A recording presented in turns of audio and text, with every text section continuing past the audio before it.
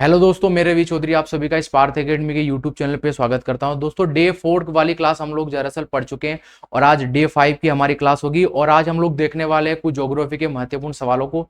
आइए, क्लास में पहला जो सवाल हम लोगों को दे के रखा है वो पहला सवाल है कि शब्द जननायकी एक शब्द जननायकी किस शब्द से जुड़ा हुआ है। शब्द जननायकी आपसे पूछा है कि क्या यह लिंगानुपात से जुड़ा हुआ है, बाल लिंगानुपात से, या जन्म और मृत्यु के बीच के अंतर को यह बतलाता है। तो इस चलिए बताइए, इस सवाल का राइट आंसर हो गया क्या होगा। और आप सभी जानते हैं इस सवाल का जो राइट आंसर होना चाहिए वो यानी ऑप्शन नंबर डी, यानी जो जो जो दरअसल जनसांख्यिकी होगा।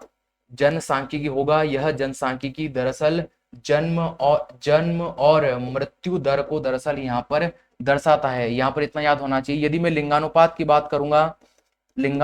मैं बात करूंगा 2011 की जनगणना के अनुसार तो हमें देखने को मिलेगा भारत का 943। वहीं पर मैं दरअसल 2000 यहाँ पर वन की जो जनगणना हुई थी, यानी उस जनगणना के अनुसार कितना देखने को मिलेगा, तो 933 देखने को मिलेगा। और लिंगानुपात 2011 की जनगणना के अनुसार सर्वाधिक कौन से राज्य का होगा, सर्वाधिक किस राज्य का देखने को मिलेगा, तो जवाब होगा यहाँ पर केरल।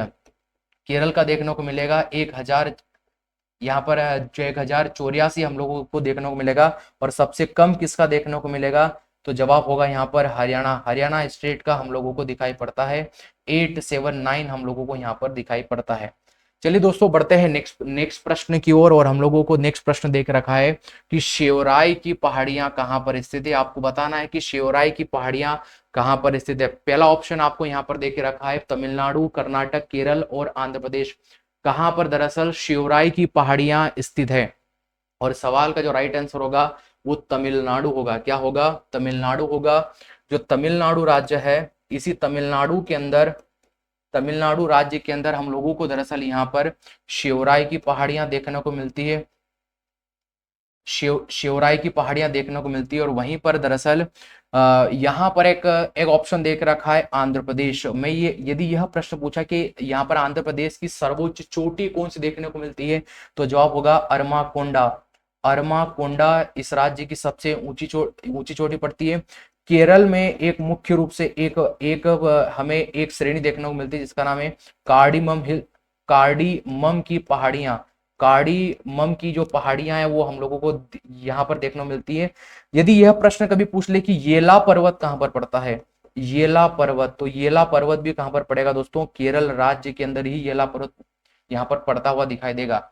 यहाँ पर मैं राजस्थान की सबसे ऊंची चोटी की बात कर लूंगा, जवाब होगा गुरु शिखर। आप लोगों को यहाँ पर याद होना चाहिए। वहीं यहाँ पर मध्य प्रदेश की सबसे हाईएस्ट पीक की बात करूंगा तो जवाब होगा धूपगढ़। धूपगढ़ की चोटी हमें दिखाई पड़ती है। वहीं पर दरअसल मैं महाराष्ट्र की बात करूंगा कि महाराष्ट्र की सबसे ऊंची चोटी जवाब होगा कलसुबाई। कलसुबाई करके एक चोटी, दरअसल यह चोटी महाराष्ट्र की सबसे ऊंची चोटी हम लोगों को यहाँ पर देखने को मिलती है। और यहाँ पर यह यदि मैं पूछ लूंगा कि तमिलनाडु की सबसे हाईएस्ट पिक कौन सी जो चोटी पड़ती है, जो हो जाएगा टोडा बेटा चोटी ये तमिलनाडु राज्य की सबसे यहाँ पर हमें हाईएस्ट पीक देखने को मिलती है। चलिए दोस्तों, जो शिवराय की पहाड़ियां कहाँ पर है, तमिलनाडु में, इस सवाल का राइट आंसर होगा। चलिए बढ़ते हैं नेक्स्ट प्रश्न की ओर। और हम लोगों को यहाँ पर दे के रखा है अगला प्रश्न कि पूर्वी घाट के दक्षिण पूर्व में निम्नलिखित में से कौन सी दो पहाड़ियां हमें जो पूर्वी घाट में दक्षिण पूर्व में कौन सी दो पहाड़ियां हम लोगों को देखने को मिलती है। और यहाँ पर जो हमें चार ऑप्शन देके रखे, मीजो पहाड़ियां, नागा पहाड़ियां, जावड़ी पहाड़ी और शिवराय पहाड़ियां, पटकोई पहाड़ियां या मणिपुरी पहाड़ियां, जीदो पहाड़ियां और पाटकोई की पहाड़ियां। कहां पर हमें इसी पूर्वी घाट के दक्षिण पूर्व में कौन सी दो हमें दो पहाड़ियां देखने को मिलती है, यह सवाल हम लोगों से यहाँ पर पूछा है। और इस सवाल का जो राइट आंसर होना चाहिए ऑप्शन नंबर बी, यानी यह भारत का जो प्रायद्वीपीय क्षेत्र है, इसी प्रायद्वीपीय क्षेत्र में हमारे पास में तमिलनाडु स्टेट के अंदर हमारे पास में जो जावड़ी की पहाड़ियां, और जावड़ी की पहाड़ियों के बाद में यहीं पर हमारे पास में जो सेवराय की पहाड़ियां यहाँ पर हमें दिखाई पड़ती हैं। इतना आप सबको यहाँ पर याद होना चाहिए।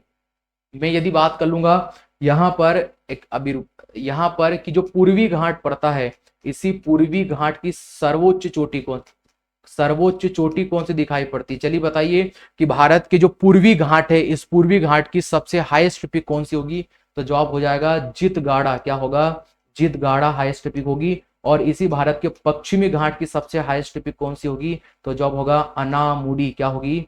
अनामुडी हमें हाईएस्ट पीक देखने को मिलती है पश्चिमी घाट की। और पूर्वी घाट की यदि प्रश्न पूछा तो जितगाड़ा हम लोगों को यहाँ पर देखने को मिलती है। चलिए बढ़ते हैं नेक्स्ट प्रश्न की ओर। और हम लोगों को यहाँ पे देखा है भारत में तांबे का तीसरा सबसे बड़ा उत्पादक कौन सा? देखिए न पहला पूछा है न दूसरा, सीधा उसने पूछा है कि तीसरा सबसे बड़ा कौन सा देखने को हमें यहाँ पर मिलता है। तो आप सभी को याद होना चाहिए पहले नंबर पर यहाँ पर दरअसल यहाँ पर मध्य प्रदेश की बारी आती है, सेकंड नंबर पर हमारे पास में राजस्थान पड़ता है और तीसरे नंबर पर हमारे पास में पड़ता है झारखंड। झारखंड राज्य। तो झारखंड इस सवाल का यहाँ पर राइट आंसर होना चाहिए। चलिए यहाँ पर मध्य प्रदेश में हमारे पास में एक बालाघाट जिला है, बालाघाट जिला। और बालाघाट जिले में हमारे पास में एक मलाचखंड खान पड़ती है। मलाचखंड ये जो खान है यह दरअसल कॉपर के लिए यानी इसी तांबे के लिए यहाँ पर प्रसिद्ध है। वहीं राजस्थान की बात करूंगा तो जो झुंझुनू है, झुंझुनू यहाँ पर, और यहाँ पर राजस्थान की जो खेतड़ी माइंस है वह कॉपर के लिए यहाँ पर फेमस है। तो इस सवाल का राइट आंसर होगा दोस्तों झारखंड यानी ऑप्शन नंबर बी।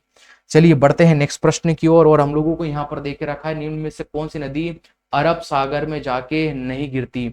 अरब सागर में जाके नहीं गिरती। मांडवी, जुआरी, पेरियार या तुंगभद्रा रिवर हमें यहाँ पर जो अरब सागर में हमें गिरती हुई नहीं दिखाई पड़ती। चलिए सवाल का राइट आंसर होगा यहाँ पर तुंगभद्रा। इतना आप सबको याद होना चाहिए। यहाँ पर एक रिवर दे के रखा है मांडवी। कौन सी रिवर दे के रखा है? मांडवी। और यहाँ पर जुआरी। मांडवी और जुआरी यह दोनों किस राज्य में बहती है? तो जवाब होगा गोवा। कहां पर बहेगी? गोवा। और गोवा की जो इसी राज्य की जो सबसे लॉन्गेस्ट रिवर देखने को मिलती है, लॉन्गेस्ट रिवर, वो रिवर होगी दोस्तों जुआरी। जुआरी रिवर गोवा की सबसे लंबी हमें नदी देखने को मिलती है। चलिए बढ़ते हैं नेक्स्ट प्रश्न की ओर। और यहाँ पर देख रखा है ये निम्न में से कौन एक भारत की सबसे पुरानी तेल शोधक यहाँ पर इकाई के बारे में हम लोगों से पूछा है। तेल शोधक इकाई पहला ऑप्शन देके रखा है कोली, मथुरा, डिगबोई या चौथा ऑप्शन देके रखा है हल्दी। चलिए बताइए इस सवाल का राइट आंसर क्या होगा? और आप सभी जानते हैं यहाँ पर डिगबोई इस सवाल का राइट आंसर होना चाहिए। यहाँ पर जो डिगबोई डिगबोई तेल शोधशाला, डिगबोई तेल शोधशाला कहाँ पर पड़ेगी? आसाम में। जवाब होगा यहाँ पर बोगई गांव, बोगाई जो गांव तेल शोधशाला यह भी कहाँ पर पड़ेगी? आसाम राज्य में हमें देखने को मिलती है। और हमें यहाँ पर नुमानी यहाँ पर देखने को मिलेगा। यहाँ पर हमें नुमानीगढ़ जो तेल शोधशाला यह भी कहाँ पर देखने को मिलती है? आसाम में। यहीं पे मैं बात करूंगा पारादीप तेल शोधशाला। पारादीप तेल शोधशाला यह कहाँ पर पड़ेगी? जवाब होगा यह पड़ती है दोस्तों उड़ीसा राज्य में।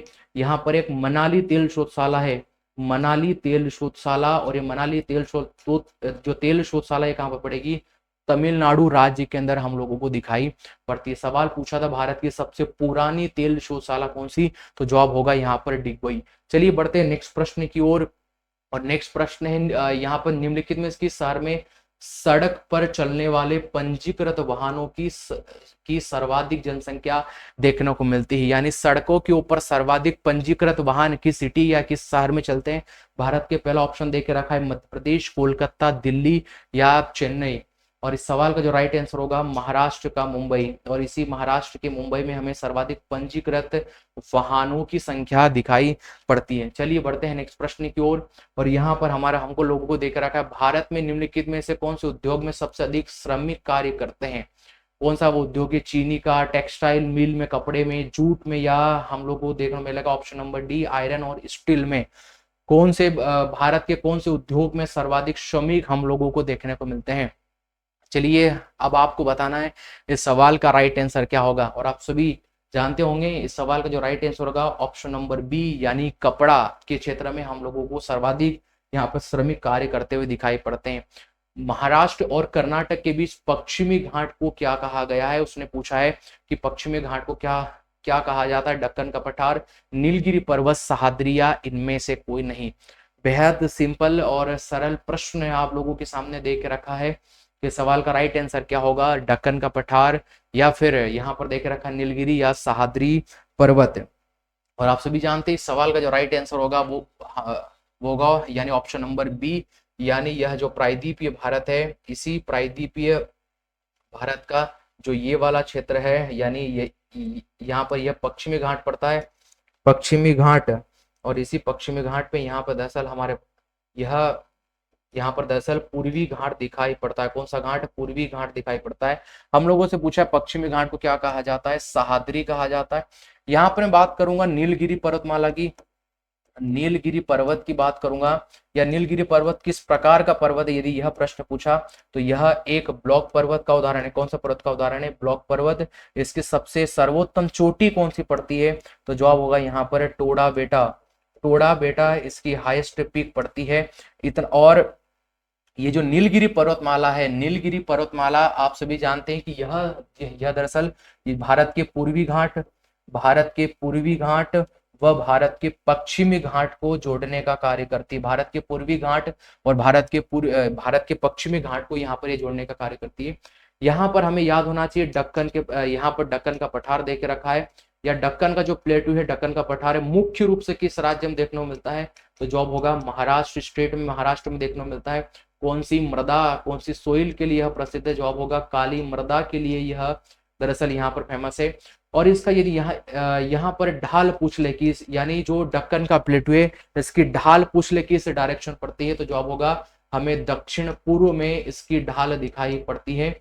और इसका शेप पूछ लेगा, कभी कभार पूछ लेता है कि इसका शेप यानी इसका यहाँ पर आकार कैसा होगा, तो हमें दक्कन के पठार का जो आकार दिखाई पड़ता है वो हम लोगों को त्रिकोणीय है। सर इसका जो आकार होगा वो किस प्रकार का होगा? त्रिकोणीय आकार होगा। इतना आप सबको यहाँ पर याद होना चाहिए। चलिए दोस्तों बढ़ते हैं नेक्स्ट प्रश्न की ओर, और हम लोगों को देख रखा है मध्य भारत में स्थित पहाड़ियों को पश्चिम से पूर्व की ओर आप लोगों को यहाँ पर लगाना है कि पश्चिम से पूर्व की ओर आपको बताना है कि क्या रहेगा? राज शुक्ला मेकाल छोटा नागपुर, महादेव छोटा नागपुर मेकाल, या मेकाल महादेव छोटा नागपुर, महादेव मेकाल या छोटा नागपुर, आपको बताना है क्या इस सवाल का राइट आंसर होगा। चलिए जल्दी से बताइए क्या होगा इस सवाल का राइट आंसर, ए, बी, सी या डी। और आप सभी जानते हैं इस सवाल का जो राइट आंसर होना चाहिए वो दरअसल महादेव पर्वत पहले होना चाहिए, मेकाल पर्वत, और इसके बाद में छोटा नागपुर का प्लेट्यू, छोटा नागपुर का क्षेत्र हमारे पास दिखाई पड़ता है। यहाँ पर दरअसल हम लोगों के पास में मध्य प्रदेश पड़ता है, और यह जो मध्य प्रदेश है, देखिए यह प्यारा मध्य प्रदेश है, मध्य प्रदेश का नक्शा ही गए हैं, किस प्रकार से होगा पर हम बनाने का प्रयास करते हैं। यह प्यारा दरअसल हमारे पास में मध्य प्रदेश है, और यह मध्य प्रदेश में अब आप लोगों को देखने को मिलेगा, यहाँ पर देखिएगा, यहाँ पर हमारे पास में एक सतपुड़ा पर्वतमाला देखने को मिलती है। इस वाले क्षेत्र में हमें एक सतपुड़ा पर्वतमाला दिखाई पड़ती, इतना आप लोगों को याद होना चाहिए। यह है दोस्तों सतपुड़ा पर्वतमाला, और ये जो सतपुड़ा पर्वतमाला है आप सभी को याद होना चाहिए, यह ब्लॉक पर्वत का उदाहरण है, एक ब्लॉक पर्वत का उदाहरण है। और यही यहाँ पर मध्य प्रदेश के हमें यहाँ पर ये जो क्षेत्र है उत्तरी क्षेत्र, यहाँ पर हमें एक विंध्याचल पर्वतमाला देखने को मिलती है। परंतु ये जो सतपुड़ा पर्वतमाला यहाँ पर हम लोगों को देखने को मिलती है, इसका कुछ हिस्सा, ये जो पश्चिमी हिस्सा है, हमें इसे राजपीपला की पहाड़ी कहा जाता है। राजपीपला से इसका जो मध्य वाला भाग है इसे महादेव पर्वत के नाम से जाना जा ये यहाँ पर हम लोग जानते हैं, और इसका ये वाला भाग को हम लोग मेकाल पर्वत बोलते हैं। क्या बोलते हैं?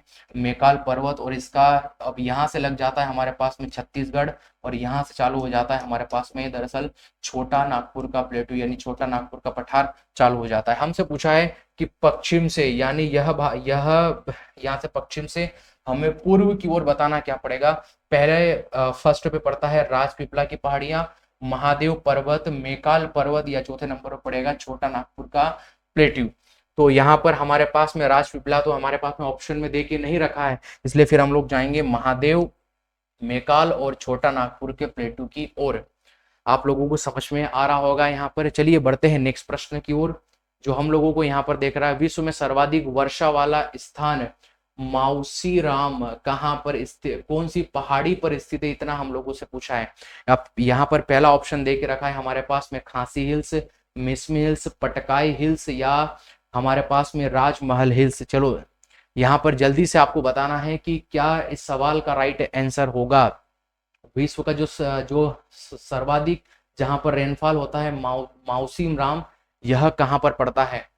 खांसी हिल्स, मिशमी, पटकाई या राजमहल हिल्स है। और आप सभी जानते हैं इस सवाल का जो राइट आंसर होगा वो खांसी हिल्स होना चाहिए, क्योंकि यहाँ पर जो पड़ता है मेघालय, यानी यहाँ पर मेघालय में हमें सबसे पहले गोरो के बाद यहाँ पर हमारे पास मध्य में दरअसल यहाँ खांसी, और यहाँ पर हमें एक प्रकार की जंतिया पहाड़ियां देखने को मिलती हैं। उसने पूछा है कि माउसीराम कहाँ है, तो यह माउसीराम खांसी पहाड़ियों के ऊपर हम लोगों को देखने को मिलता है। और ये तीनों पहाड़ियां कहाँ देखने को मिलती है? जवाब होगा मेघालय के पास में हम लोगों को देखने को मिलती है।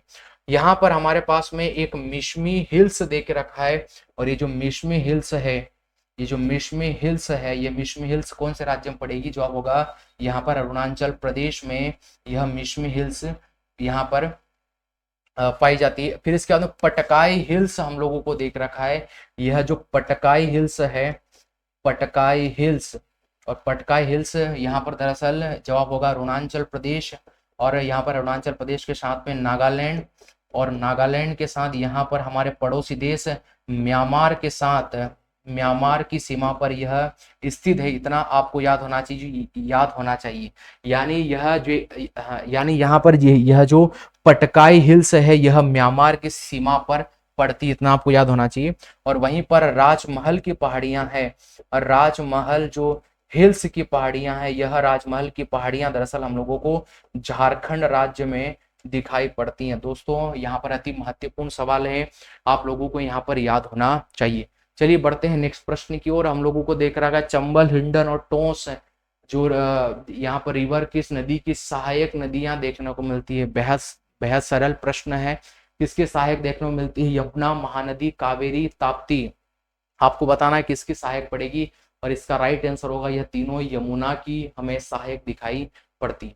चलिए बढ़ते हैं नेक्स्ट प्रश्न की ओर। और हम लोगों को देख रखा है गोरो, खांसी, जंतिया पहाड़ियां निम्न में से किसका भाग है? और ये तीनों यानी जो गोरो खांसी और जो जंतिया जो पहाड़ियां हैं, ये हमें कहाँ पर देखने को मिलती है? मेघालय के अंतर्गत देखने को मिलती है।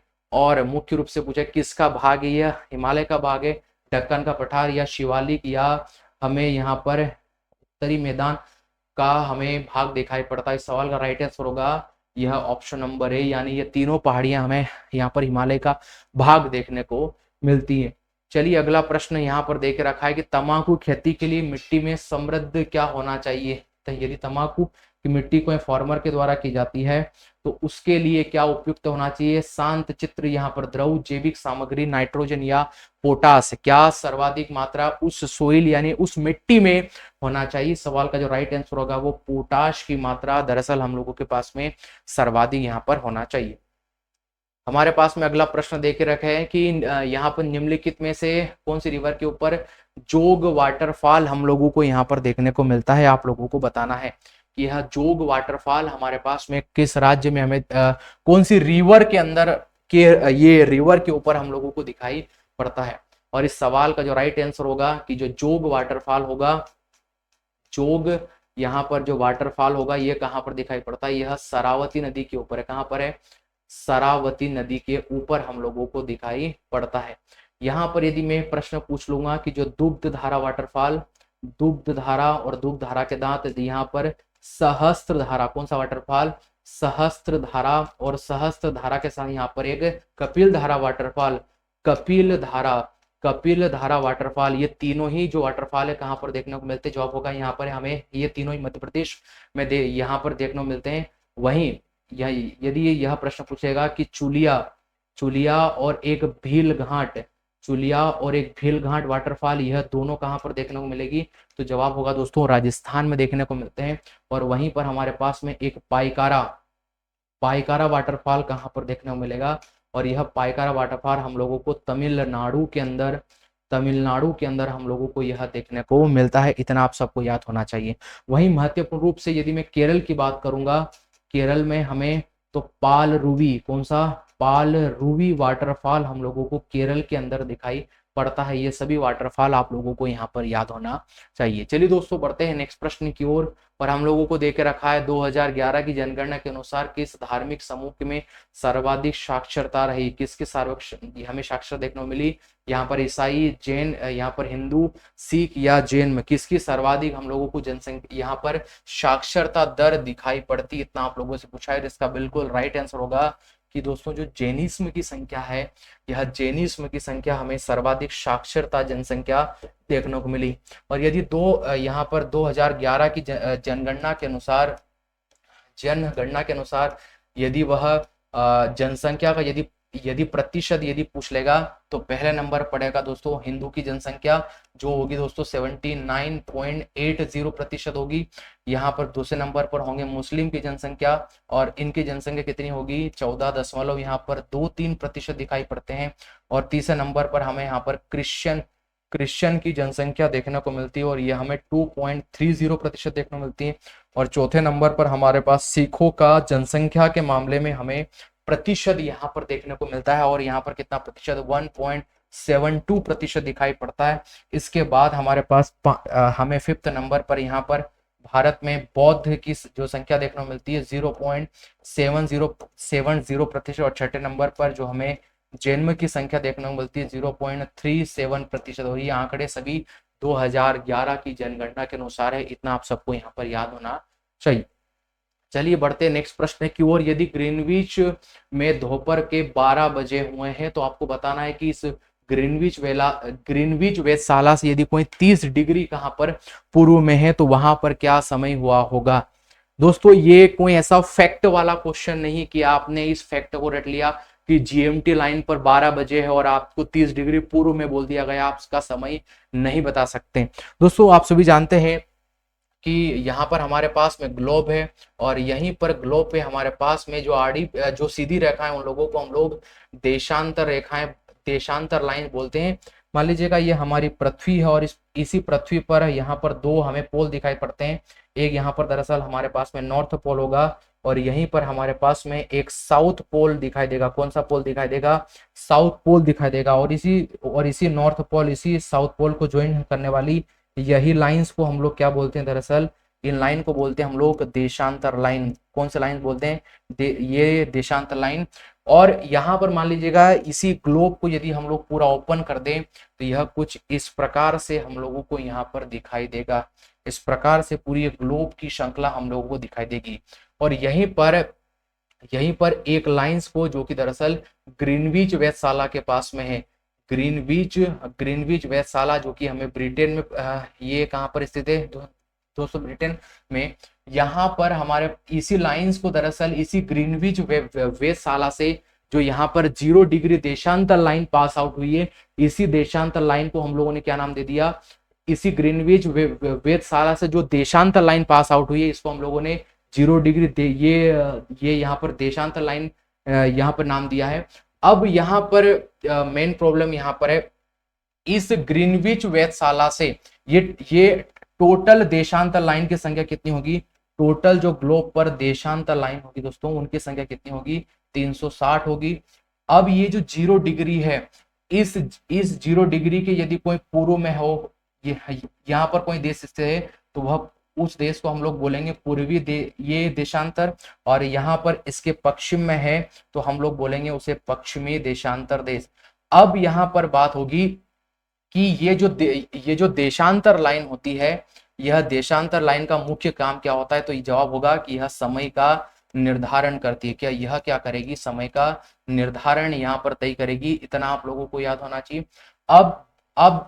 अब इसने ये यहाँ पर पूछा है, आप लोगों को ये भी याद होना चाहिए, इस ग्रीनविच वेधशाला से यदि कोई टाइम हम लोगों को, यदि कोई देश यदि पूर्व में स्थित है तो उस देश का टाइम हम लोगों को इसी 0 डिग्री के अंदर हम लोगों को जोड़ना पड़ता है। यदि कोई पूर्व में है, यदि कोई पश्चिम में है तो हम लोगों को यहाँ पर क्या करना पड़ता है? माइनस करना पड़ता है। अब ये कैसे प्लस और माइनस होगा, चलिए समझने का प्रयास करते हैं। मान लीजिएगा पृथ्वी 24 आवर में यहाँ पर 360 डिग्री से यहाँ पर मूव होती है, और यदि मैं 1 घंटे की बात करूंगा तो जवाब होगा 360 जो बटे 24 घंटे। और यहाँ पर मैं दरअसल केवल मैं बात करूंगा कि जो ये घंटे यहाँ पर बराबर होगा कि 1 आवर बराबर होगा यहाँ पर 15 डिग्री, यानी पृथ्वी 1 घंटे से 300 यहाँ पर ये 15 डिग्री मूव होती है। अब यहाँ पर जो 1 घंटे को मैं 60 डिग्री बोल सकता हूं, तो ये 15 डिग्री की वैल्यू कितनी हो जाएगी, 60 मिनट हो जाएगी। यदि मैं 1 डिग्री की वैल्यू निकालना चाहूंगा तो 60 बटे यहाँ पे 15 हो जाएगी, इसी पर 15 को 60 से काटूंगा तो 1 डिग्री बराबर कितना हो जाएगा, 4 डिग्री।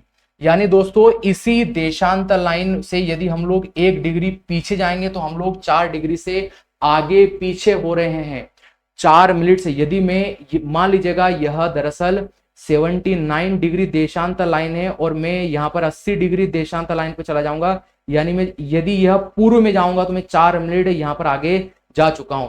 अब इसने यह जो सवाल पूछा है कि जो जीएमटी लाइन है, ये जो यहाँ पर जीएमटी लाइन है, इसी जीएमटी लाइन पर 12 बजे हमको बताना है 30 डिग्री पूर्व में, तो मैं 30 यहाँ पर गुणा यहाँ पर होगा 4 का, क्योंकि 4 मिनट का अंतर होता है, तो यहाँ पर टोटल टाइम निकल कर आएगा 120 मिनट। अब 120 मिनट में मैं 60 का यहाँ पर भाग दूंगा तो जवाब होगा 2 घंटे का हमें अंतर दिखाई देगा।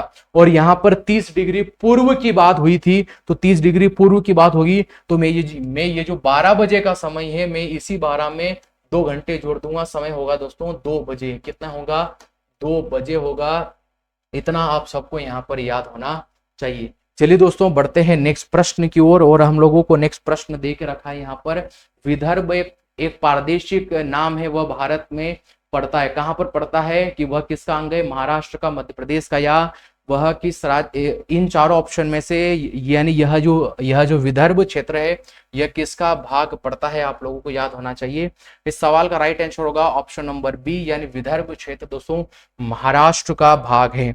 चलिए इस क्लास के अंतिम प्रश्न की ओर हम लोग बढ़ते हैं, और हम लोगों को देख रखा है भारतीय मानक जो देशांतर रेखा 5 राज्यों से होकर जाती है, निम्नलिखित में से कौन सा राज्य 5 राज्यों में के अंतर्गत नहीं आता है।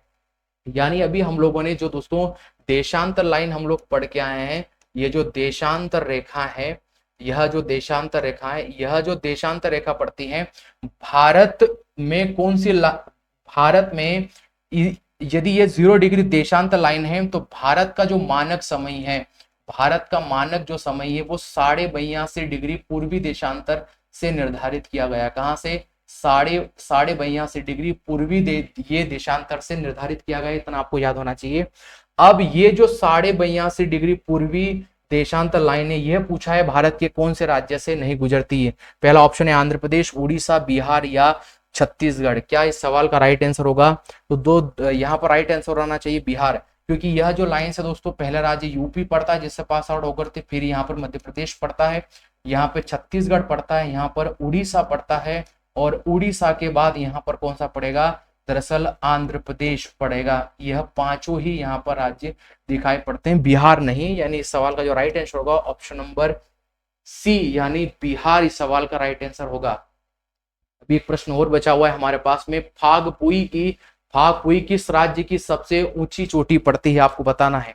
यह फागपुई किस राज्य की हाईएस्ट पीक पड़ेगी। पहला ऑप्शन देख रखा है सिक्किम, नागालैंड, मिजोरम या मणिपुर। चलिए जल्दी से बताइए किस राज्य की हाईएस्ट पीक पड़ेगी।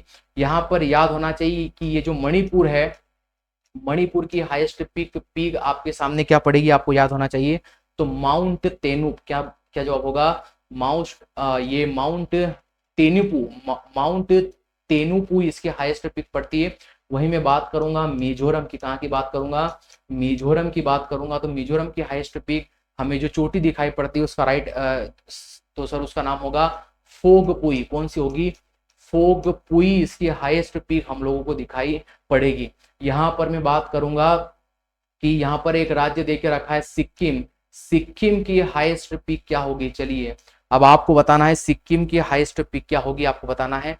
तो सिक्किम क्या है, यहाँ पर हाईएस्ट पीक पड़ती है माउंट सिली। क्या होगा, माउंट सिली, आप लोगों को यहाँ पर याद होना चाहिए। तो यह दोस्तों आज की क्लास का लास्ट क्वेश्चन था। हम लोग मिलते हैं नेक्स्ट वीडियो में, तब तक के लिए दोस्तों धन्यवाद।